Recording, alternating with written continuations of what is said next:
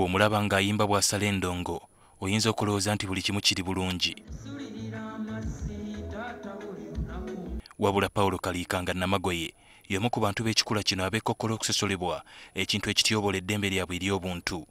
Ono kati agamba nga bannamagoye beetaaga omubaka abakiikirira ensonga zaabwe zisobole okutuuka ku bakulu. Yeetaaze waakiri tufuneyo empya tukiikirira atuuse ensonga zaffe eno kubanga tulina ebizibu ebingi ddala, ebizigo ebisobola okukuuma olususu lwaffe nga omusana tegulugwokya kubanga omusana bwe gutwokya tufuna skin cancer. Kaliika y'omu ku beetabye ku mukolo gw'okukuza olunaku lw'eddembe ly'obuntu olukwatiddwa wano mu Kampala.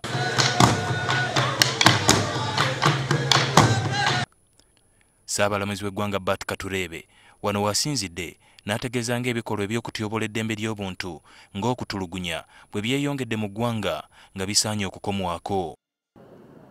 There are still many reported situations of human suffering and abuse of human rights, particularly in the forms of torture and ill treatment, poverty, sexual and gender-based violence, property deprivation, poor education, inadequate access to health, limited access to justice, harmful cultural practices and discrimination, among others. Ssaabalamuzi Katureebe ategeezezza ng'ebikolwa nga bino bwe byongedde okuttattana ekifaananyi kya Uganda mu mawanga amalala. Recently, I was attending a conference in New York, and a judge from the Cayman Islands, when I introduced myself, "Oh, Uganda," and she was talking of events in Arua. Now, we cannot continue to be defined by those events. So we as a country, we must see to it that we build strong institutions, that we recognize the inherent dignity of each one of us. And when each one of us suffers an indignity on behalf of the state or whatever, we rise up to the occasion to defend that person. Ye ssentebe w'akakiiko akalwanira eddembe ly'obuntu Medical Gwa tatalizza bitongole bikuuma ddembe byalabudde ku kutulugunya be bikwata. Today, as we commemorate this landmark document of our time, we once again call upon the errant security officers and individuals who continue to violate the rights of others to refrain from such actions and demand that perpetrators of human rights violations are brought to book.